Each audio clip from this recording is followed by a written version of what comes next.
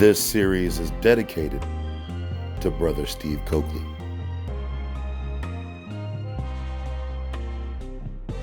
Why would a bunch of white boys, Masons, put a symbol of what they call the great architect on their most commonly used currency, but then go out and call the ribs of that 3/5 of a man? But then they were what they call Freemasons, so if you was only 3/5 of a guy, you couldn't get in it, even though it was yours to begin with. That's a whole nother story. Quote, from the official history of Freemasonry among colored people in North America. Quote, according to the customs and regulations of our ancient brethren, every candidate is required to be a freeman born of a free woman. This formula was originally considered to be an unchangeable landmark. But on the extinction of Negro slavery in the West Indies by the British Parliament, the following arguments were used at a Grand Lodge meeting September 1st, 1847, in favor of this alteration. The Grand Master requested the brethren to consider the propriety of remodeling the form by which a candidate for initiation declared himself to be freeborn.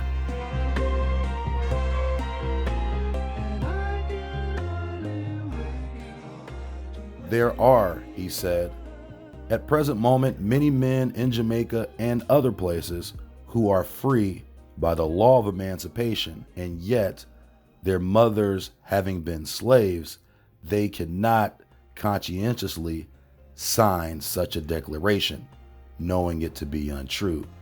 And in the absence of that preliminary act, we cannot initiate them.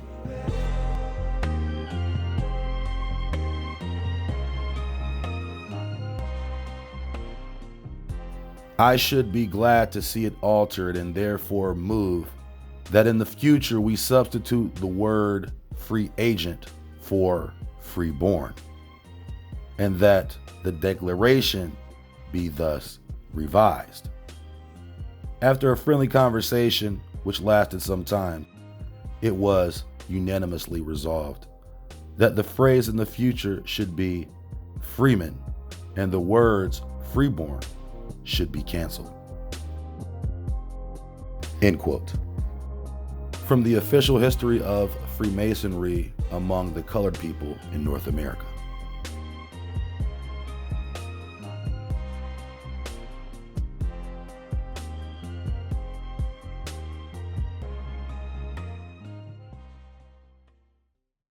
There is a myth that persists within the psyche of most anyone who has ever considered history for themselves. This myth has clouded any chance for anyone to view events from the past with any enlightened, contextual perspective. It seems as though when people think of European colonization during the Age of Discovery, the racial lines between the European, the African, and the American have already been drawn in our mindset.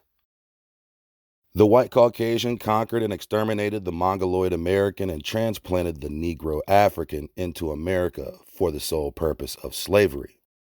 And this narrative is academically attested to by all reputable institutions of so-called higher learning the entire world over. These ingrained statutes virtually define a well-constructed social hierarchy based upon the prefabricated connection between race and history.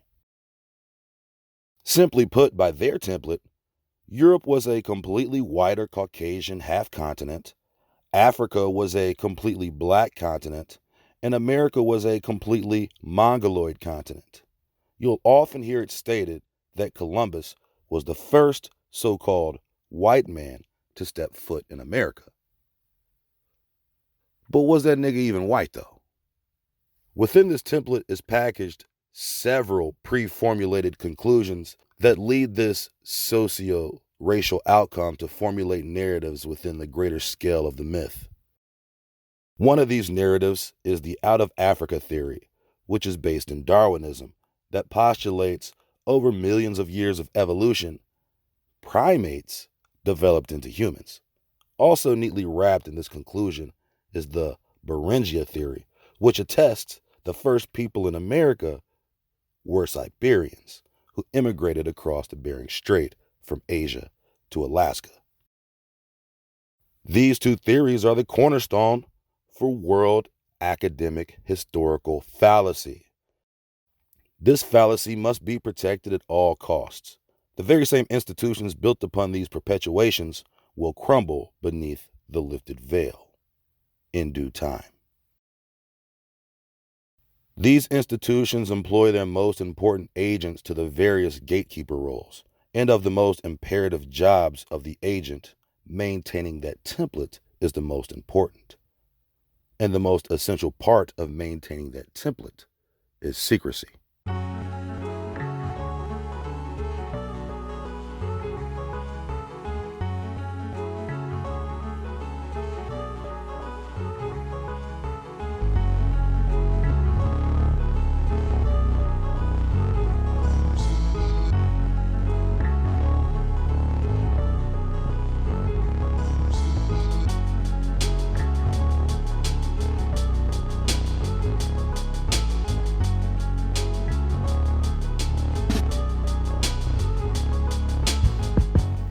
One should not be surprised that most, if not all, of these men work in the dark, as to be kept by a classified chain of command. With the emerging American caste system of racial identity-based status, certain measures had to be put into place to assure a well-received public indoctrination, most especially amongst those who had been captured and enslaved in America during colonial expansion needed the most assimilation. As previously highlighted, religion, most predominantly Christianity, was used as the coagulant between an American slave and a socially prominent free black man. The first assemblies held under the captured population after the year 1776 were strictly tied to Christian abolitionists. The path that would lead an enslaved man to freedom and success took a direct path through the church. The concept of race and status was not as it is today, or better yet, not as we perceive today. Most essentially, European did not exclusively mean Caucasian, just like African did not exclusively mean Negro. And American definitely didn't mean Mongoloid. These connections were part of the development of the American social curriculum that didn't really find itself developed in the minds of so-called blacks in America until after slavery and the introduction to public education. The education of a slave or any black into society held with it one historical prerequisite concerning their own history and condition in America. They had been taken and shipped from a place called Africa. Understanding the complexity of eras during the colonization of the Americas is essential in gaining perspective relating to the development of this ideology. From the moment our historical record begins in the year 1492 with Columbus until after the year 1776, there are nearly 300 years, during which certain European nations and families invaded American shores with clandestine military campaigns. Their ammunition of choice: large ships, advanced weapons of war such as guns, and of course, disease.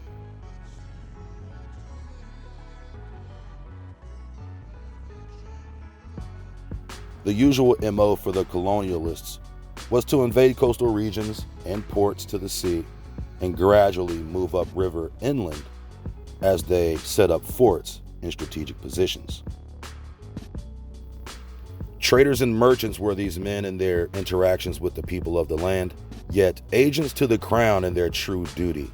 And trade was their method of manufacturing false debts, which in some cases led to Europeans owning land.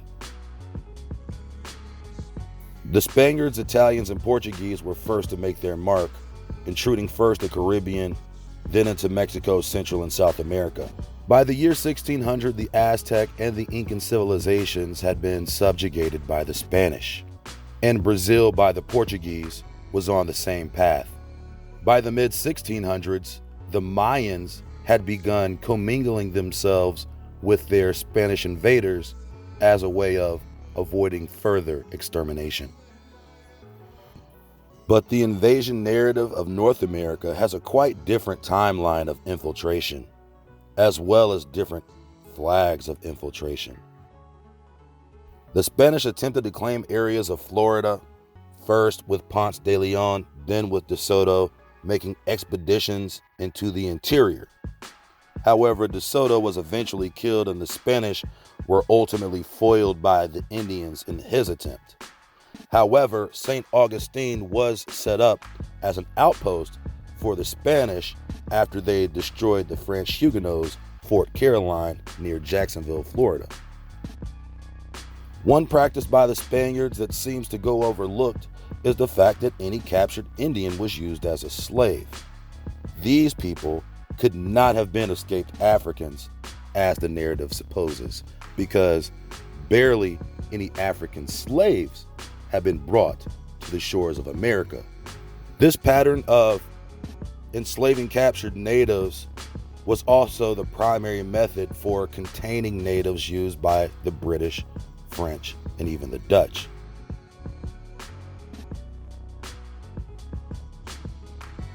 This practice brings us face to face with the truth about slavery in America. The first slaves were captured Indians.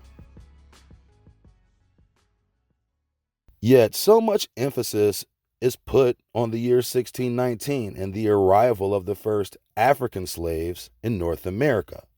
But the truth is, this propagandization of the year 1619 as a jumping off point for the arrival of so-called blacks into the Americas is a complete fallacy.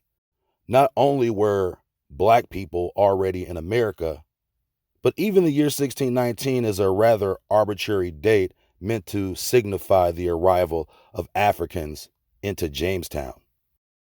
According to the Transatlantic Slave Trade Database, prior to the year 1700, less than 5,000 total African slaves were taken from Africa to North America. Yet by the late 1680s, Virginia was already enacting laws to combine the legal status of an African slave and Indians into one category, slaves and other Negroes.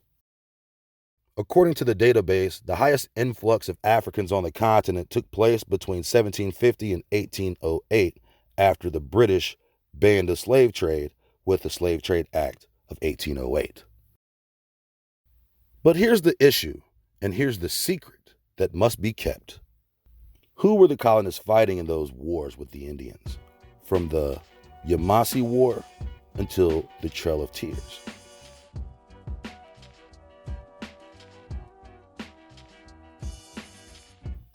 By the time of Prince Hall in 1787 and his initiates creating the African Lodge, 459, America was already undergoing its own replacement theory, similar to that of Europe.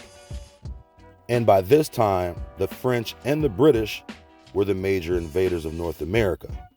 The sovereign identity of the American was changed on the record and amalgamated with African slaves, which means any new so-called Negro who wants to climb the social ladder out of captivity and into any level of success will have to hold this invisible line. The population census numbers for the year 1790 calculate 700,000 slaves. Where could these slaves all have come from, since this number is twice the total number of African slaves brought to America throughout the complete duration of the slave trade? These numbers are a clear indication of captured Indians being reclassified into slaves, and this does not include the number of free blacks. How did these people become enslaved? The British made a few attempts to colonize the coast of North America prior to the year 1600, but they were unsuccessful, basically due to the Indian skepticism about these new settlers and the fact North Carolina did not have any large navigable ports for them to implant 100 soldiers at one time.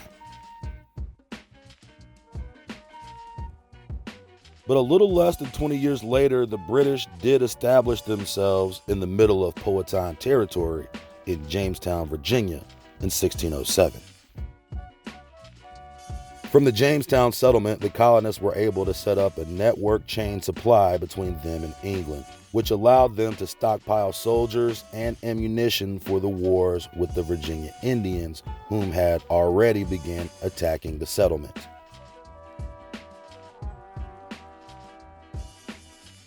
Over the next half-century, the Virginia hordes massacred men, women, and children of the Virginia tribes.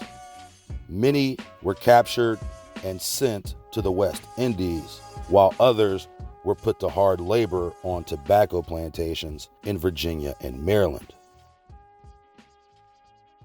Similar to the plantation in Talbot County, Maryland, the birthplace of Frederick Douglass, whose plantation owner was an Englishman and the governor of colonial Maryland. Rise up and walk. You've been blessed this day. You've been blessed. Rise up and you've been blessed this day.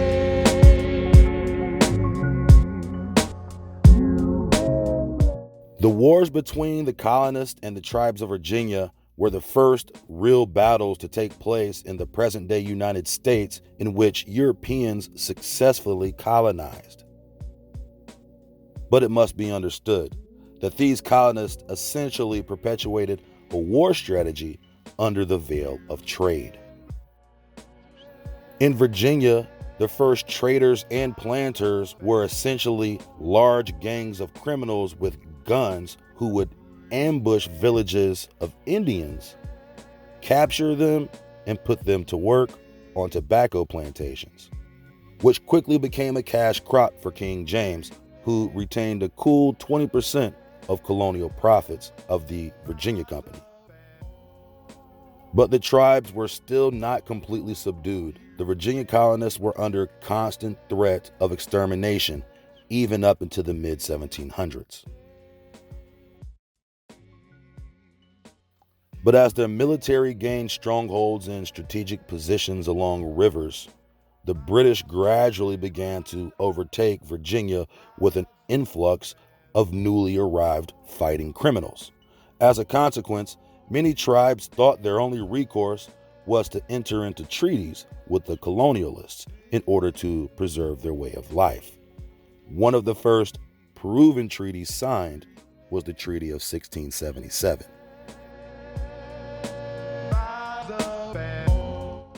This treaty appointed these specific tribes in Virginia as tributaries to the crown and supposedly assured their sovereign rights to continue living as they were within their traditional homelands, as long as they were loyal to the English crown.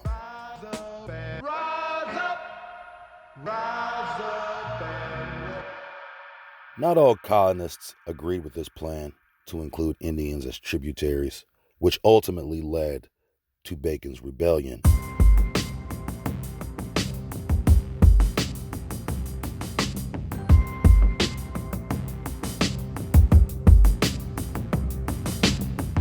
Quote, "A short history of British colonial policy. Between half and 2/3 of European immigrants to the 13 colonies between the 1630s and the American Revolution came under indentures." Wow, that's basically all the people, most of the people.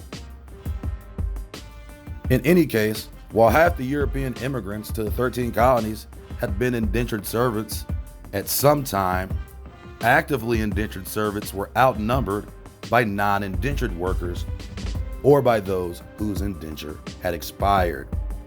Thus, free wage labor was more common for Europeans in the colonies. Indentured workers were numerically important mostly in the region from Virginia to New Jersey. Other colonies saw fewer of them. The total number of European immigrants to the 13 colonies before 1775 was 500,000. Of these, 55,000 involuntary prisoners. Of the 450,000 or so European arrivals who came voluntarily, Tomlins estimates that 48% were indentured. About 75% were under the age of 25. The age of legal adulthood for men was 24. Those over 24 generally came on contracts lasting about 3 years. Regarding the children who came, Gary Nash reports that many of the servants were actually nephews, nieces, cousins, and children of friends immigrating Englishmen who paid their passage in return for their labor once in America.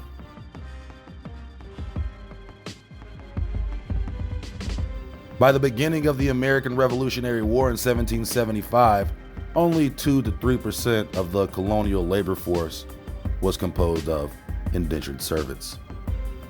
Basically, these were the first white slaves in America, indentured servants.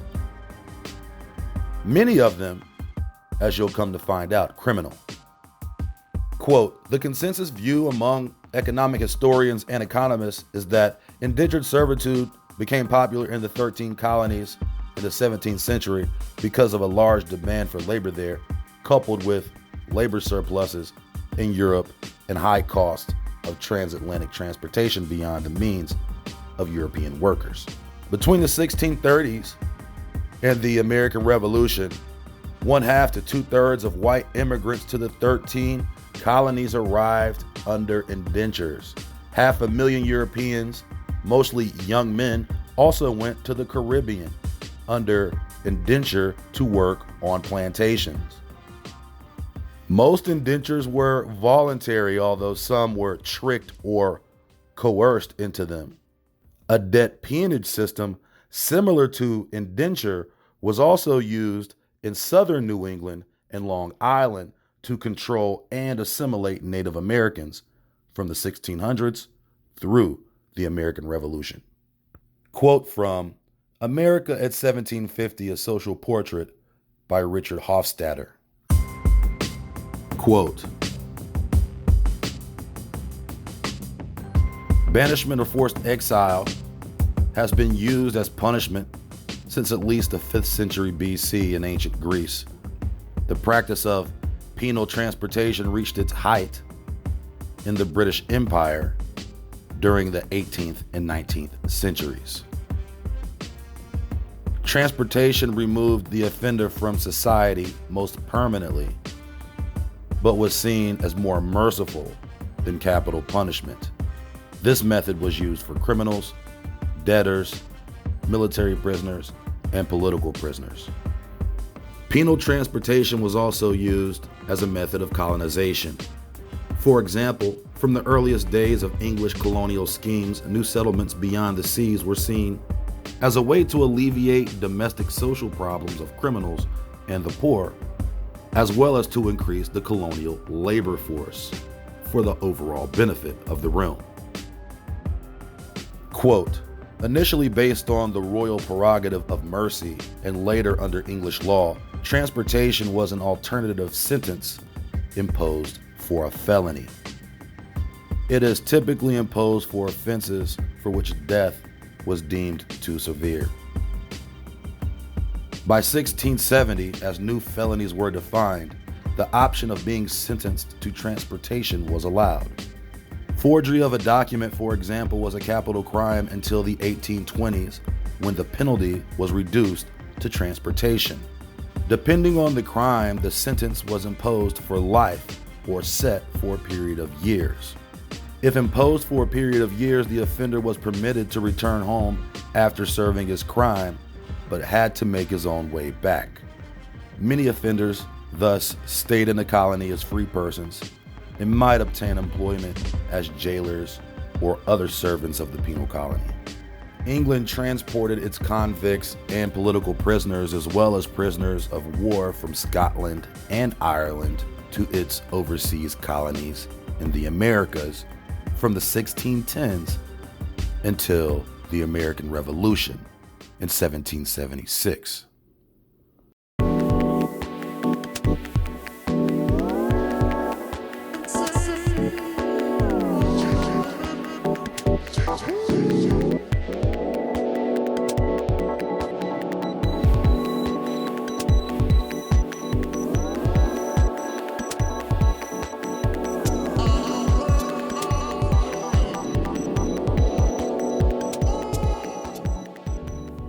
Not all colonists agreed with this plan to include Indians as tributaries, which ultimately led to Bacon's Rebellion, in which indentured servants and supposedly enslaved Africans banded together under Nathaniel Bacon and destroyed Jamestown, causing then Virginia Governor William Berkeley to flee. But even more to boot, Bacon's gang of up to 500 men began raiding Indian villages in an attempt to either exterminate or run every Indian out of Virginia, regardless of crown status. Bacon's Rebellion was the catalyst for the creation of the 1705 Virginia Slave Codes, which would classify specific rights for enslaved people based upon race, while simultaneously transferring the identity of a captured Indian into a new classification of African slave. As well as the result of the codes, free blacks could no longer employ white servants and could be accosted at any time for suspicion of escape, meaning free blacks always had to carry their freedom papers.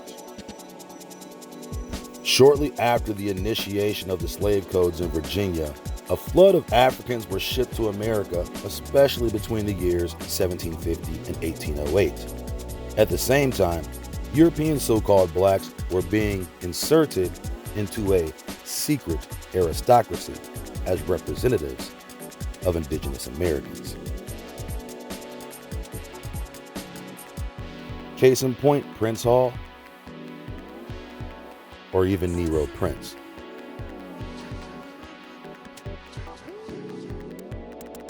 By the year 1800, the American identity had not only been amalgamated with Africans, but also with Moorish and brown-skinned Europeans who ran the spectrum from Italian to Dutch, which means German, which means English, Spanish Moors, French Huguenots, to Sephardic Jews. Most of these groups, not being considered classically white, were the people displaced following the fall of the Moorish Empire in Spain in the year 1491. One shouldn't be surprised how many of these people ended up in America. As mentioned before, the Dutch had primarily locked down New York under the auspices of trade, of course. The families of Moorish Dutch explorer Jan Jansen landed in New Netherland not long after the Dutch West India Company hired Henry Hudson to explore between the St. Lawrence River and the Chesapeake Bay.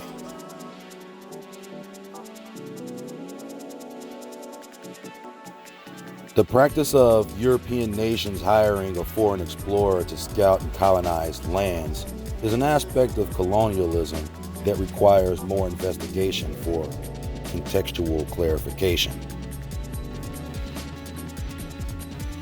Henry Hudson was an Englishman hired by the Dutch to explore between the Chesapeake Bay and the St. Lawrence River in 1609. But this area had already been explored almost 100 years earlier, just not colonized. In 1524, Verrazano explored the same area, but he was hired by the King of France to explore from the Carolinas to the St. Lawrence Seaway. Yet, Verrazano was an Italian, similar to how Columbus was Genoese Italian, but was sent by Spain. Quote, "They are dark in color, not unlike the Ethiopians, with thick black hair not very long, tied behind the head like a small tail. As for the physique of these men, they are well proportioned, of medium height, a little taller than we are. They have broad chests, strong arms, and other parts of the body are well composed. There is nothing else except that they tend to be rather broad in the face, but not all, for we saw many with angular faces." End quote.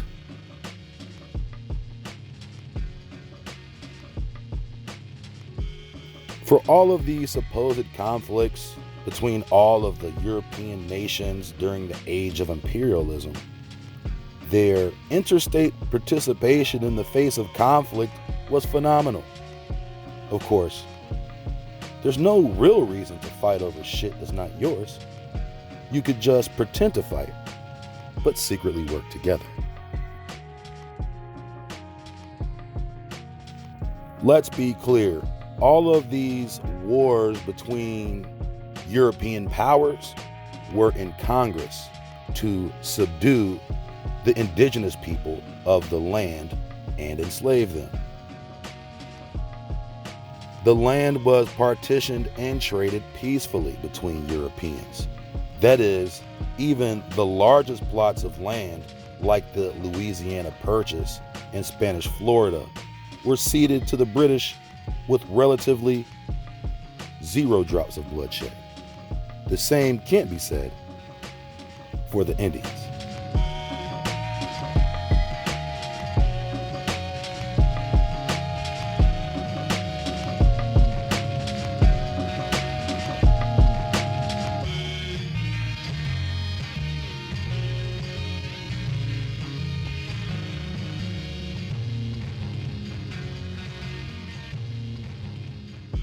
The surnames of the supposed African descendants reflect geographically the path and nation of colonial spread, and subsequently the spread of indigenous American captives following emancipation.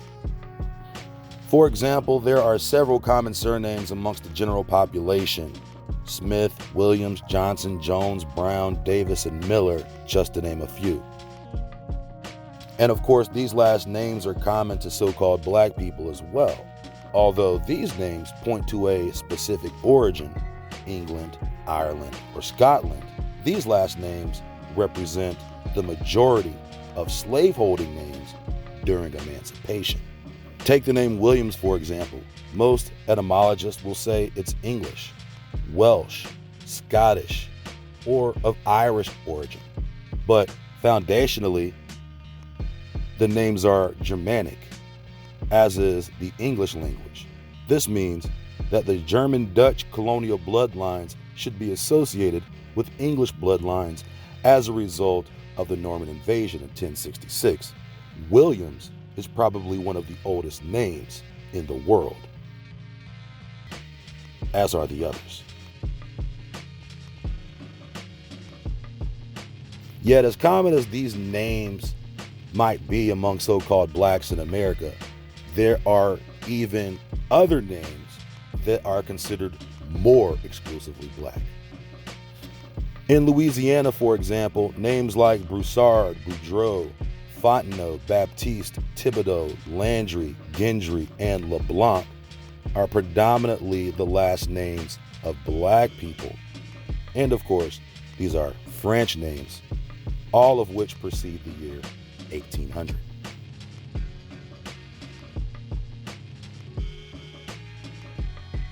Just like the name Washington, who most people commonly associate with Freemason president George Washington. But what most people don't know is that 90% of the people with the last name Washington are so-called African Americans.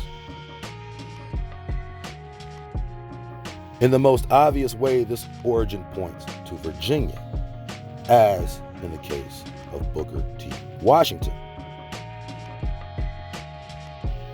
In many cases, emancipated blacks chose their last names in association and connection with someone prominent. Another important point of note, just as the term slave or indentured servant didn't exclusively mean black, the term slave owner didn't exclusively mean white, as was the case with Anthony Johnson of Virginia.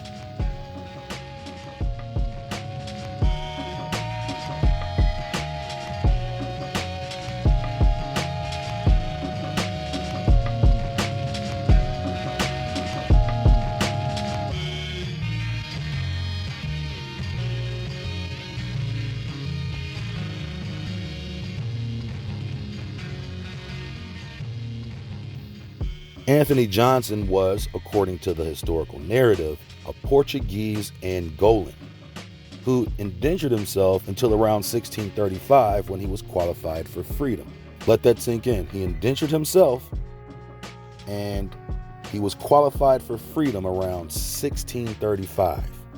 This was a relatively common practice of the Portuguese to indenture African men on their ships to work as indentured servants anywhere from 4 to 7 years. It's important to mention that the Portuguese are responsible for the colonization and the creation of Angola. For that matter, even before the Americas were colonized, Portugal controlled virtually the entire west coast of Africa.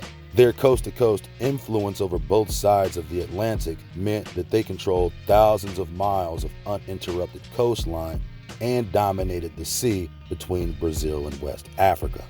This relationship led to the undeniable connection of culture between Brazilians and West Africans that modern scholars often conflate with African origin, but in fact, the opposite is true. Pre-colonial American culture was the influencer for the colonization of West Africa, and this can even be seen today as indigenous American foods have for so long been associated with African staples. In almost every case, the first bona fide Africans to arrive on ships to America were employed by the Portuguese and by papal proxy employed by Rome. Undoubtedly, they were also Moors, many of whom were displaced following the capitulation of 1491, when Sultan Boabdil was forced to kiss Queen Isabella's hand, signifying the end of Moorish rule on the Iberian Peninsula. Those Moors took refuge across the Mediterranean in North and Northwest Africa with their Muslim brethren. Over the next 2 centuries, Portugal would go on to dominate several coastal ports on the west coast of Africa, from the Strait of Gibraltar to Morocco to Mauritania to Sierra Leone to Ghana to Nigeria to Cameroon and Angola, the supposed birthplace of African slave owner Anthony Johnson. The Portuguese fashioned themselves as navigational experts and the trailblazers during the Age of Discovery. As the etymology of their name suggests, Portugal, Port of Gaul, Port of Galatia, which are both Roman provinces in the vicinity. Also in the vicinity is the former location of the Kingdom of Tyre. The nations governed by Hiram, king of Tyre, that same Hiram who supervised and acquired resources for the Temple of Solomon, that same Hiram who replied, "What are these lands which thou hast given me, my brother?" As mentioned in The Smartest Beast in the Field, the Kingdom of Tyre, or Tarshish, is most commonly associated with the Iberian Peninsula and the northern coast of Africa. These port cities represented the former empire of Carthage, or the harbors of the Phoenicians, who were known at the time as great mariners, merchants, and traders, not of Shemitic stock or even Japhethic stock, but of Hamitic stock. Do you think these people ever forgot Hiram's displeasure in his land allotment given to him by King Solomon?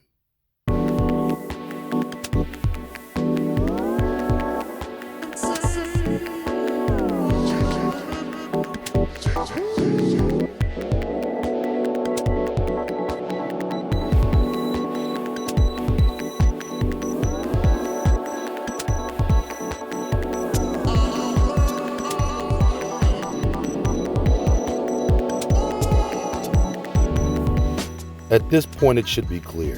The concept of race as we understand it now is as fluid as transgender sexuality. There is more than enough evidence of significant European American whitewashing of cultural depictions to reasonably speculate on exactly the degree to which these fabrications persist across their entire body of work. An honest question should be, instead of who was black, who wasn't black?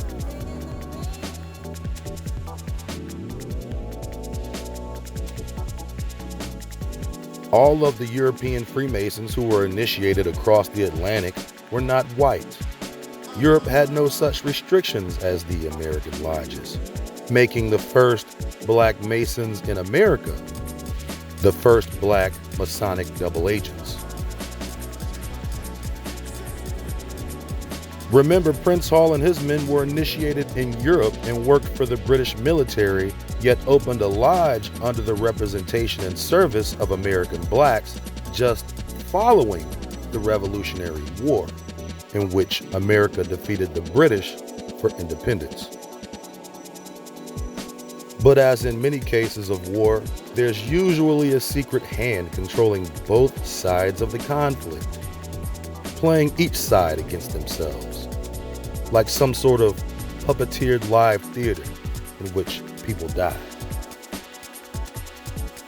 A name often mentioned in connection with the Freemasons, but yet to be mentioned in this series, is the name Rothschild. How did they play a role in these revolutionary wars?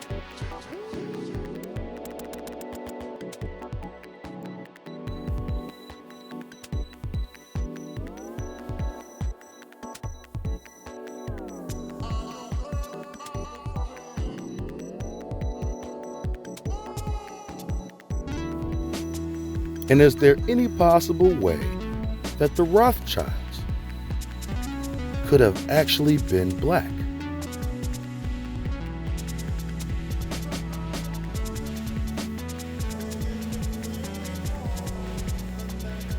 On the next episode, we highlight the first prominent so-called black men following the American Revolution and the path of their ancestry. On the next episode of Boule.